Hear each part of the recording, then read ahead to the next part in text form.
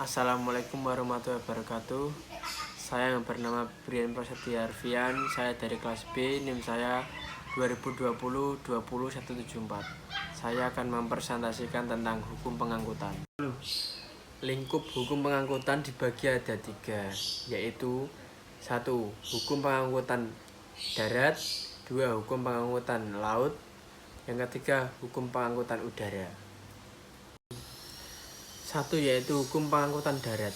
Hukum pengangkutan darat bukan berarti angkutan kereta api adalah kegiatan sarana perkereta apian dengan tenaga gerak, baik berjalan diri maupun dirangkai sebagai sarana perkereta apian lainnya, yang ataupun sedang bergerak di jalan rel yang terkait dengan perjalanan kereta api. Jenis angkutan pada perkereta apian dibagi menjadi 2, yaitu angkutan orang, angkutan barang. Kereta api angkutan orang merupakan pengangkutan orang dengan kereta api dilakukan dengan penggunaan kereta dalam keadaan tertentu. Menyelenggarakan sarana perkereta apian dapat melakukan pengangkutan orang yang menggunakan gerbong atas persetujuan pemerintah atau pemerintah daerah, dan wajib memperhatikan keselamatan dan fasilitas minimal. Bagi penyandang cacat, wanita hamil, anak di bawah 5 tahun, orang sakit, dan lansia, dari pihak penyelenggara perkereta apian wajib memberikan fasilitas khusus dan kemudian serta tidak dipungut biaya tambahan. Kereta api angkutan barang. Angkutan barang adalah angkutan barang dengan kereta api dilakukan dengan menggunakan gerbong. Angkutan barang terdiri atas 4 jenis, yaitu barang umum, barang khusus, barang berbahaya dan beracun, limbah bahan berbahaya dan beracun.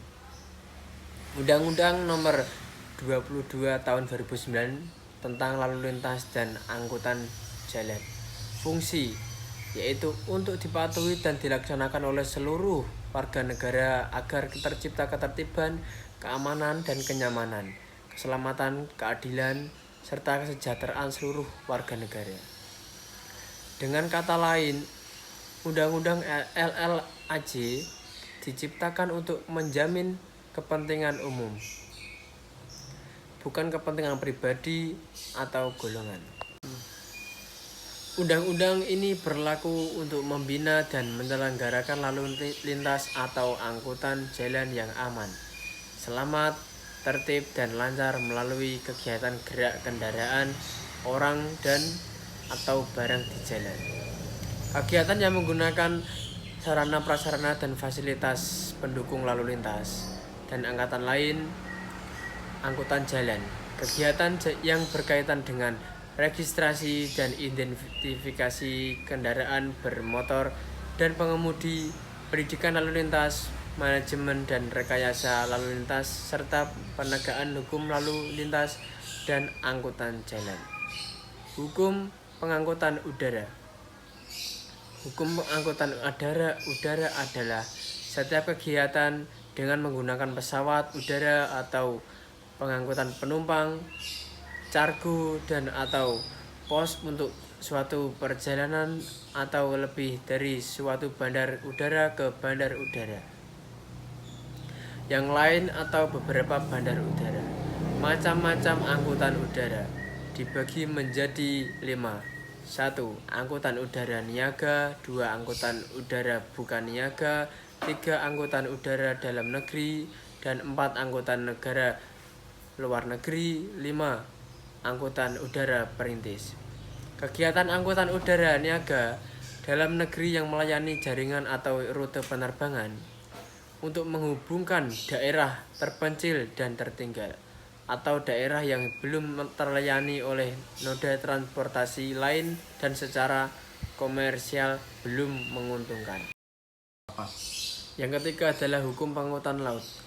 Undang-Undang Nomor 17 Tahun 2008 tentang pelayaran, PP Nomor 82 Tahun 1999 tentang angkutan di perairan, Kemenhub Nomor 33 Tahun 2001 tentang penyelenggaraan angkutan laut. Pelayaran adalah satu kesatuan sistem yang terdiri atas angkutan di perairan, pelabuhan, keselamatan dan keamanan, serta perlindungan lingkungan maritim. Dibagi tiga, yaitu menunjang, menggerakkan, dan mendorong penciptaan tujuan pembangunan nasional, memperkukuh kesatuan dan persatuan bangsa dalam rangka perwujudan wawasan Nusantara. Yang ketiga adalah meningkatkan ketahanan nasional. Tujuan menyelenggarakan pelayaran, yaitu satu, memperlancar arus perpindahan orang dan atau barang melalui perairan dengan mengutamakan dan melindungi angkutan di perairan dalam rangka memperlancar kegiatan perekonomian nasional. Membina jika kebaharian, menjunjung kedaulatan negara, menciptakan daya saing yang dengan mengembangkan industri angkutan perairan nasional. Sekian dari saya, kurang lebihnya minta maaf. Bila ada kata-kata yang berkenan, saya minta maaf sebesar-besarnya. Assalamualaikum warahmatullahi wabarakatuh.